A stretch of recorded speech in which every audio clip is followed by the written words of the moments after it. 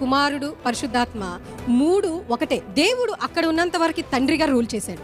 ఆయన తండ్రిగా రూల్ చేసినన్ని రోజులు ఆయన ప్రేమ కంటే ఆయన కోపాన్నే భూమి మీద ఉన్న మనం అనుభవిస్తూ ఉండటం జరిగింది. అసలు నా ప్రేమ నా బిడ్డలకి అర్థం కావట్లా. నేను ఎంత చెప్పినా మళ్ళీ వెళ్ళి పాపం చేస్తున్నారు, మళ్ళీ నా దగ్గరికి క్షమాపణ అడుగుతున్నారు. ఇలా కాదు కదా నేను నా బిడ్డలు ఉంటారని సృష్టించింది. నా యొక్క స్వరాన్ని నా బిడ్డలు వినట్లేదు కాబట్టి నేను తండ్రి యొక్క స్థానాన్ని విడిచిపెట్టి తండ్రిగా భూమి మీదకి వస్తే ఖచ్చితంగా గ్రేస్ అనేది మనుషుల మీద ఉండదు. అందుకే తండ్రిగా నేను వెళ్ళను, నేను కుమారుడిగా బిడ్డల జీవితాల్లోకి వెళ్తాను. నేను కుమారుడిగా భూమి మీదకి దిగొచ్చినప్పుడు నా బిడ్డల్ని నేను ఎంత ప్రేమిస్తున్నానో నా ప్రేమని 100% చూపించుకోగలిగిన స్టేజ్ ఏంటంటే తండ్రి స్టేజ్.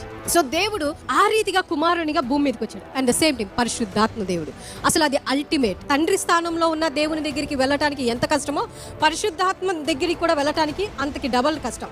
అందుకనే పరిశుద్ధాత్ముడు దేవునికి మధ్యలో ఎవరు నిలబడి ఉన్నారు? కుమారుడు నిలబడి ఉన్నాడు. మానవాళి అయిన మనకి రక్షణ కలగటానికి మెయిన్ రీజన్ ఏంటో తెలుసా?